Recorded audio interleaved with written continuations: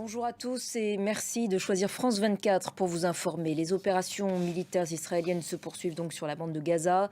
Nouveau bilan avancé par le Hamas ce dimanche, au moins 30 410 morts. Et pendant ce temps, les négociations en vue d'une trêve à Gaza ont repris au Caire. La proposition des pays médiateurs, à savoir le Qatar, les États-Unis et l'Égypte, prévoit une pause de 6 semaines dans les combats, la libération de 42 otages détenus par le Hamas contre des prisonniers palestiniens. L'espoir est toujours grand de parvenir à une trêve avant le début du Ramadan. Précision à Jérusalem de Claire Duhamel. Guerre en Ukraine à présent, le bilan de la frappe qui a touché un immeuble d'habitation de la ville portuaire d'Odessa dans la nuit de vendredi à samedi a été revu à la hausse. Des drones que les étudiants ukrainiens apprennent à manier en nombre. Les autorités organisent de plus en plus de formations, alors que rien ne semble annoncer à ce stade la fin du conflit, plus de 2 ans après l'invasion russe du territoire. Marc Pope avec Charlotte Hughes. Dans le reste de l'actualité internationale, le Pakistan a un nouveau Premier ministre depuis ce dimanche. Shehbaz Sharif, élu par l'Assemblée nationale issu des dernières législatives.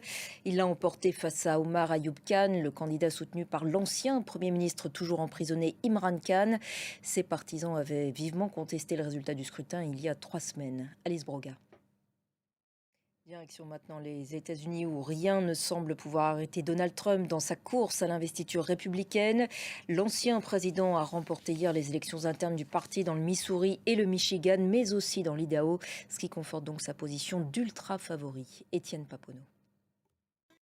À chaque jour, son lot de nouvelles violences en Haïti. Des gangs armés ont pris d'assaut un pénitencier de Port-au-Prince hier soir. Non loin de là, à Cuba, la population est accablée par la hausse vertigineuse du prix de l'essence. Elle vient d'augmenter de 500%. Une mesure qui participe, selon le Parti communiste au pouvoir, d'un vaste plan visant à remettre l'économie sur pied. Et c'est la fin de cette édition. Merci de l'avoir suivi. L'actualité continue sur notre antenne. Restez avec nous.